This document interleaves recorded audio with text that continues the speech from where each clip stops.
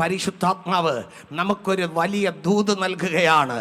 നിങ്ങളെ കൊണ്ട് കഴിയാത്ത പല കാര്യങ്ങളും വലിയ സേന പോലെ മുൻപിൽ വന്ന് നിൽക്കുമ്പോൾ, നിങ്ങളെ നോക്കി വെല്ലുവിളിക്കുമ്പോൾ, നീ ദൈവത്തിൻ്റെ പൈതലെങ്കിൽ, ദൈവത്തിൻ്റെ വാക്ക് കേട്ട് ജീവിക്കുന്ന വ്യക്തിയെങ്കിൽ, വ്യക്തമായി ഇവിടെ പറയുകയാണ്, നിനക്ക് മുൻപേ എൻ്റെ ദൈവം ഇറങ്ങി.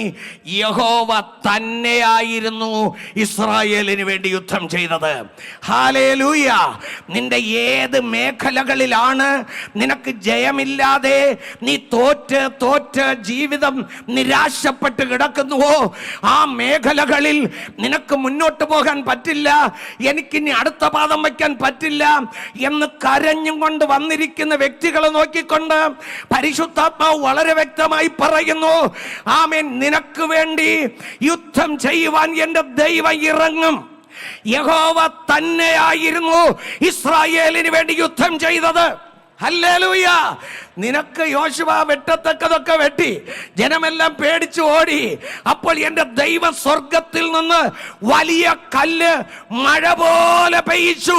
ഞാൻ പറയട്ടെ, സ്വർഗത്തിലെ ദൈവം ന്യായവിധിയുടെ കല്ലേറ് നടത്തിയാൽ അതിൽ നിന്ന് ഒറ്റ ഒരുത്തൻ പോലും രക്ഷപ്പെടുകയില്ല. ഇന്ന് നീ കലങ്ങുന്ന സ്ഥാനങ്ങളിൽ ചിലപ്പോൾ ആ യുദ്ധം ഒരു മാരക രോഗത്തോടുള്ള യുദ്ധമായിരിക്കാം. സ്തോത്രം, സ്തോത്രം, സ്തോത്രം. ഈ രോഗം കൊണ്ട് നീ മരിച്ചു പോകുമെന്നായിരിക്കാം വൈദ്യശാസ്ത്രം പറഞ്ഞത്. എന്നാൽ പരിശുദ്ധാത്മ പറയുന്നു, ആ രോഗത്തോട് യുദ്ധം ചെയ്ത് തോൽപ്പിക്കുവാൻ എൻ്റെ ദൈവത്തിന് കഴിയും.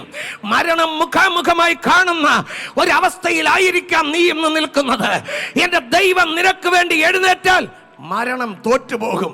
ഒരിക്കൽ യേശു പ്രകാരം പറഞ്ഞു, ഞാൻ മരണത്തെ ജയിച്ചിരിക്കുന്നു, മരണത്തിന്റെ താക്കോൽ എൻ്റെ കയ്യിലുണ്ട്, പാതാളത്തിന്റെ താക്കോൽ എൻ്റെ കയ്യിലുണ്ട് എന്ന് പറഞ്ഞ കർത്താവ് മരണത്തെയും പാതാളത്തെയും ജയിച്ചവനാണ്.